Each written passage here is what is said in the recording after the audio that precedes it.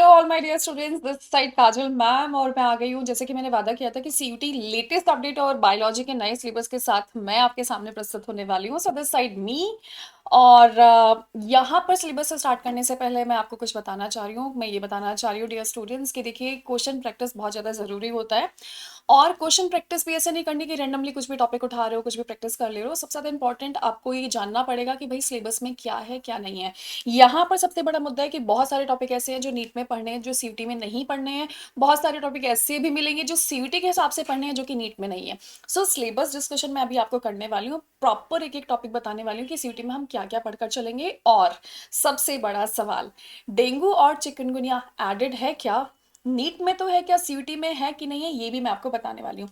So moving forward our new syllabus के हिसाब से कि सीटी में क्या सिलेबस रहने वाला है।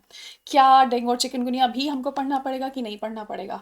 दूसरी सबसे बड़ी बात है कि कौन कौन से टॉपिक पर हमको ज़्यादा ध्यान देकर चलना है, वो भी मैं आपको बताने वाली हूँ। उम्मीद करती हूँ जब मैं पढ़ाना स्टार्ट करूँगी तो आपको क्लास अच्छी लगेगी। वैसे तो मैं पहली बार आपको पढ़ाने वाली हूँ, लेकिन जस्ट आई थिंक ये एडजस्ट हो चुका है। यस। तो सबसे पहले आपको जो यूनिट पढ़ना है वो यूनिट पढ़ना है आप लोगों को रिप्रोडक्शन यूनिट पढ़कर चलना है। जहाँ पर पहला जो चैप्टर हम लोग पढ़कर चलेंगे that is sexual reproduction in flowering plants. I think आप लोगों को बहुत अच्छे से मालूम होगा, अनमोल सर ऑलरेडी पढ़ा चुके हैं। मैं डायरेक्टली यहाँ पर आपको क्वेश्चंस करवाऊंगी। Let me explain you one thing very clear कि बेटा यहाँ पर जो पेपर का लेवल रहता है वो मीडियम रहता है।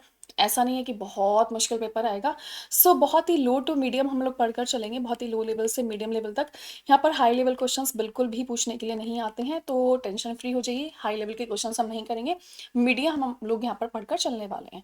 सो सबसे पहले जो हम यहाँ पर पढ़कर चलेंगे दैट शुड बी, और I think this is fine. Pre fertilisation है structure and event system in microsporangium pollen grain pistil. आप लोगों का एम्ब्रियो से डेवलपमेंट कैसे होता है, मेल और फीमेल गैमेटोफाइट्स का। पॉलिनेशन के कितने टाइप्स होते हैं, ब्रीडिंग डिवाइसेस क्या होती हैं, पॉलन पिस्टल इंट्रैक्शन किसे कहते हैं। Double fertilization is very important क्योंकि यहाँ से क्वेश्चंस देखने के लिए आते हैं। पोस्ट फर्टिलाइजेशन इवेंट्स क्या होते हैं, ठीक है। आपका एंडोस्पर्म क्या होता है, embryo formation, seed and fruit, parthenocarpy. यहाँ से आप लोगों के क्वेश्चंस काफ़ी हद तक देखने के लिए आते हैं, लेकिन ऐसा नहीं कि बहुत भयानक क्वेश्चंस पूछने के लिए आएंगे। ऐसा पूछ लेगा कि ग्लोबुलर स्टेज क्या होता है, हार्ट स्टेज कहाँ पर देखने के लिए मिलता है ना।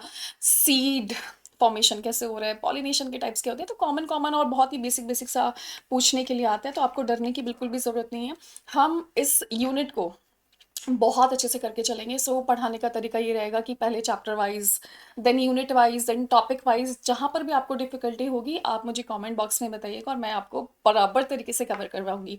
मोस्ट इंपॉर्टेंट ह्यूमन रिप्रोडक्शन, जहाँ पर हम मेल और फीमेल रिप्रोडक्टिव सिस्टम पढ़कर चलने वाले हैं। Anatomy of testis and ovary पढ़ने वाले हैं। गैमेटोजेनेसिस, स्पर्मेटोजेनेसिस, ओजेनेसिस बहुत इंपॉर्टेंट टॉपिक है नीट के हिसाब से भी और आपके सीयूटी के हिसाब से भी। तो मुझे ऐसा लगता है कि हम लोग बहुत अच्छे से तैयारी करेंगे और ये जो तैयारी होगी आपके नीट में भी काम आएगी। और जो आप एनसीईआरटी लाइन बाई लाइन पढ़ रहे हो तो आई होप कि आपको क्वेश्चन का स्टैंडर्ड भी बहुत अच्छे से पता होगा। इसके अलावा हम मेंस्ट्रुएशन साइकिल पढ़ेंगे, फर्टिलाइजेशन पढ़ने वाले हैं, एम्ब्रियो डेवलपमेंट पढ़ने वाले हैं, blastocyst formation, implantation, pregnancy, placenta, parturition and lactation. So placenta से भी बहुत क्वेश्चंस पूछने के लिए आते हैं, तो हमारा मेन फोकस उन टॉपिक्स पे रहेगा जहाँ से ऑटोमेटिकली आपके दिमाग में चल जाए कि हाँ भैया यहाँ से क्वेश्चन पूछने के लिए आ सकता है, तो वो हम पढ़कर चलेंगे। बिफोर स्टार्टिंग द लेक्चर्स मैं कोशिश करूंगी सबसे पहले आपको एक PYQ करवाने की, सो दैट आपको PYQ से थोड़ा सा अंदाजा हो जाएगा कि किस टाइप के क्वेश्चंस पूछने के लिए आते हैं। रिप्रोडक्टिव हेल्थ बहुत ज़्यादा इंपॉर्टेंट है क्योंकि मेडिकल टर्मिनेशन ऑफ प्रेगनेंसी से क्वेश्चंस पूछने के लिए आते हैं, सेक्सुअली ट्रांसमिटेड डिजीज से पूछने के लिए आते हैं, और जितने भी आप लोगों की गिफ्ट, जिप्ट, ICSI और IUI। सो ये टॉपिक और ये पूरी की पूरी यूनिट बेहद इंपॉर्टेंट है, तो हमारा खास ध्यान यहीं पर रहने वाला है। नेक्स्ट है हमारा जेनेटिक एंड इवोल्यूशन। आपको पता है बहुत सारे स्टूडेंट्स को जेनेटिक के क्वेश्चंस में प्रॉब्लम होती है, लेकिन अब नहीं होगी क्योंकि मैं अच्छे से पढ़ाने की पूरी कोशिश करूंगी। सो मैंडल के लॉ पढ़ने वाले हैं, इनहेरिटेंस हम पढ़ने वाले हैं, डोमिनेंस भी पढ़ेंगे, सेग्रीगेशन भी पढ़ेंगे, मैंडलिज्म पढ़ेंगे, कंप्लीट डोमिनेंस और कोडोमिनेंस बहुत इंपॉर्टेंट है। क्वेश्चन में थोड़ा सा अंतर होता है जहां पर हम गलती कर देते हैं, लेकिन हम इन क्वेश्चंस पे खास ध्यान रखकर चलेंगे। मल्टीपल एलील, इनहेरिटेंस ऑफ आप लोगों का इनहेरिटेंस भी हम लोग यहाँ पर पढ़ के चलेंगे, dihybrid, monohybrid, chromosomal theory of inheritance, linkage क्या होता है, पॉलीजेनिक इनहेरिटेंस क्या होता है, सेक्स डिटर्मिनेशन कैसे होता है, ना सिर्फ ह्यूमंस में बल्कि बर्ड्स एंड हनी बी में हम पढ़कर चलेंगे। म्यूटेशन किसे कहते हैं, जेनेटिक डिसऑर्डर्स किसे कहते हैं, कैसा हो जाता है, पैडिग्री एनालिसिस के क्वेश्चंस हम लोग यहाँ पर सॉल्व करके चलने वाले हैं। खास तौर पर मैं आपको बताऊं प्रीवियस ईयर के अकॉर्डिंग यहाँ पर कलर ब्लाइंडनेस से कई दफा क्वेश्चन पूछने के लिए आए। टर्नर सिंड्रोम जनरली आता जाता रहता है, कभी ना कभी पूछ ही लेते हैं एग्जामिनर। तो हम यहाँ इस पोर्शन पे खास तौर पर जो डिजीज वाला पोर्शन है वहां पर खास गौर फरमाएंगे, और डिजीज वाले सेगमेंट से मैं ढेर सारे क्वेश्चंस करवाने वाली हूँ। मैं बोल ही रही हूँ कि 50-50 क्वेश्चन ईच करवा के चलूंगी, लेकिन जैसा मुझे लग रहा है मैं ज्यादा ही क्वेश्चंस करवा के चलूंगी, तो कोई जल्दबाजी नहीं है। हमारा मई मिड में के आसपास हमारा पेपर होने वाला है, तो बहुत आराम से सारे चैप्टर्स पढ़कर चलेंगे। मैं चाहती हूँ ये क्वेश्चन प्रैक्टिस ना केवल सीईटी में बल्कि आपके नीट एग्जामिनेशन में भी काम आनी चाहिए। सेकंड है हमारा मॉलिक्यूलर बेसिस ऑफ इनहेरिटेंस, यहाँ पर हम डीएनए के बारे में पढ़ने वाले हैं। ट्रांसफॉर्मिंग प्रिंसिपल्स पढ़ेंगे, हार्श चेज एक्सपेरिमेंट पढ़ेंगे, जेनेटिक मटेरियल की क्या प्रॉपर्टीज होती हैं, आरएनए का वर्ड क्या होता है, आरएनए कितने टाइप के होते हैं, जेनेटिक कोड क्या होता है। अच्छा जल्दी से मुझे बताओ 3 ऐसे कोड जो बिल्कुल भी प्रोटीन को नहीं बनाएंगे। इसका आंसर मैं कमेंट बॉक्स में बिल्कुल देखती रहूंगी। ट्रांसलेशन, ट्रांसक्रिप्शन, ये दो बहुत ज़्यादा इंपॉर्टेंट है। एप्लीकेशन थोड़ा इजी रहता है, सबको आता है, लेकिन इन दोनों में थोड़ा कंफ्यूजन भरे क्वेश्चंस हमें देखने के लिए मिलते हैं। Will be focusing more on this topic. Central dogma से भी रिलेटेड क्वेश्चंस आते हैं, डीएनए फिंगरप्रिंटिंग से भी क्वेश्चन पूछने के लिए आते हैं। लैकॉप्रिन ह्यूमन जीनोम प्रोजेक्ट, यहाँ पर थोड़े से क्वेश्चन टिपिकल होते हैं, तो इस यूनिट को हम बहुत बार पढ़कर चलेंगे सो दैट यहाँ से क्वेश्चन आए तो हम गलत तो बिल्कुल ना कर पाए। Next evolution, Miller experiment, concept of evolution, Darwin contribution क्या था, एम्ब्रियोलॉजी किसे कहते हैं, और यहाँ पर मैकेनिज्म ऑफ इवोल्यूशन बहुत ही फेवरेट रहता है। नेचुरल सिलेक्शन, यहाँ से क्वेश्चन पूछते ही पूछते हैं। हार्डी विंग प्रिंसिपल पूछा जाता है भाई। जेनेटिक ड्रिफ्ट पूछने के लिए आया था, म्यूटेशन पूछने के लिए आया था, और भाई यहाँ से इवोल्यूशन ऑफ प्लांट बहुत बार यहाँ से क्वेश्चन पूछने के लिए आए। सीक्वेंस पूछने के लिए आती है कि भैया पहले कौन सा प्लांट आया, फिर कौन सा प्लांट आया, इस एरा में कौन सा वाला प्लांट आया, इस एरा में कौन सा वाला वर्टिब्रेट आया। तो ये जियोलॉजिकल पीरियड के हिसाब से हम ऑरिजिन पढ़कर चलने वाले हैं। एग्जाम्पल्स आपको बखूबी याद रखने हैं, and this is all about the syllabus. और भी हमारे पास है भाई biology and human welfare, human health and disease, बहुत ही प्यारा सा चैप्टर है। यहाँ पर इम्यूनिटी से रिलेटेड बड़े सारे क्वेश्चंस पूछने के लिए आते हैं, ठीक है। इम्यूनिटी के अलावा जो फेवरेट टॉपिक रहता है वो रहता है आप लोगों का कैंसर, एड्स, एड्स का कौन सा कंफर्मेशन टेस्ट होता है, ड्रग अब्यूज किसे कहते हैं, और आप लोगों का कॉमन कॉमन वायरल डिजीज कभी कभी पूछ लेता है, कभी कभी बैक्टीरियल पूछ लेता है, लेकिन एड्स खास तौर पर पूछने के लिए आता है कि भैया। और ये मैं बता दूं आपको, बहुत खुशी की बात है कि हमें यहाँ पर चिकनगुनिया एकदम नहीं पढ़ना है। खुशी की बातें पढ़ लोगे नीट के हिसाब से तो अच्छा रहेगा, नहीं भी पढ़ोगे तो चलेगा सीयूटी में, लेकिन नीट में तो पढ़ना पड़ेगा बच्चे। नेक्स्ट है, अगर मैं आपसे यहाँ पर बात करूँ, माइक्रोब्स हम लोगों को यहाँ पर पढ़कर चलना है, ठीक है। माइक्रोब्स हमको यहाँ पर पढ़कर चलना है बहुत ही अच्छे तरीके से।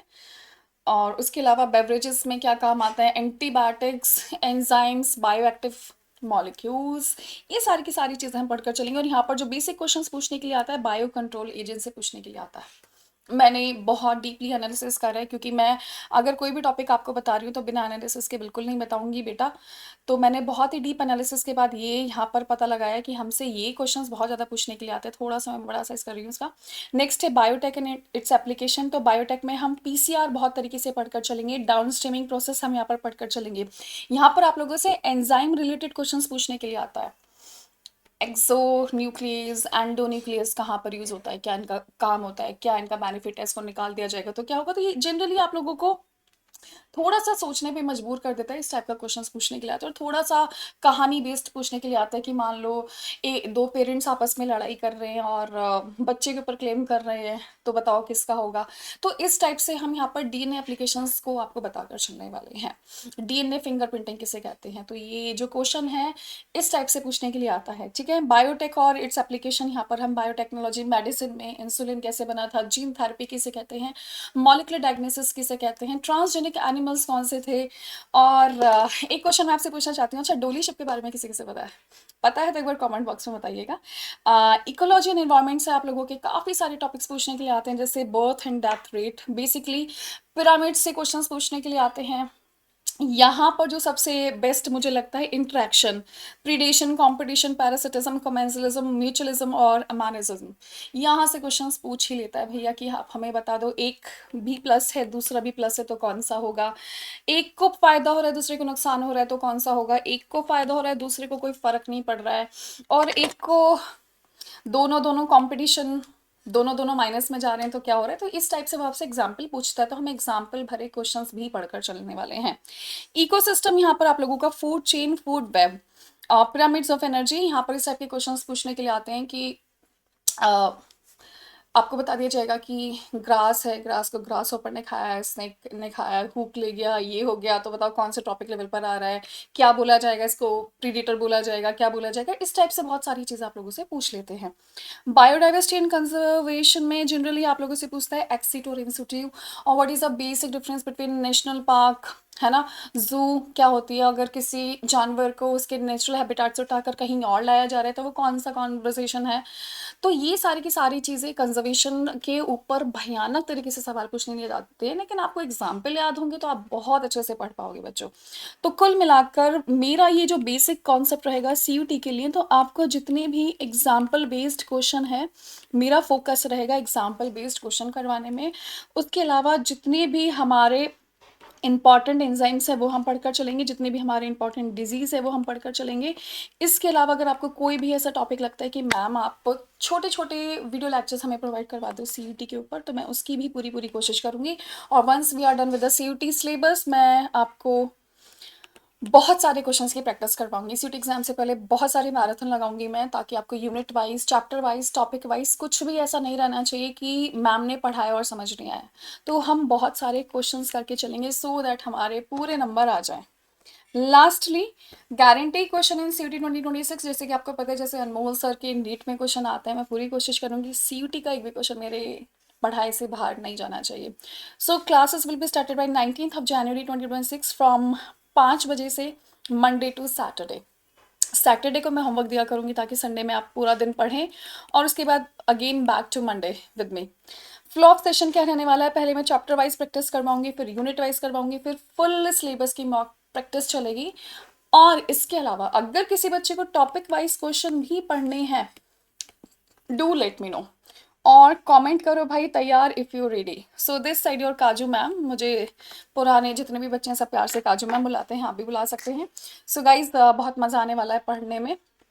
ऐसा होता है जब कोई नया टीचर आता है तो हमें थोड़ा सा लगता है कि नहीं नहीं इससे नहीं पढ़ना है, अनमोल सर ये अच्छे हैं। हाँ, I know he is very good, but मैं यहाँ पर इनिशिएटिव ले रही हूँ आपको सीयूटी पढ़ाने का। नीट में मैं बिल्कुल इंटरफेयर नहीं करूँगी, क्योंकि आप नीट में सर से पढ़िए और सीयूटी में आप से पढ़िए।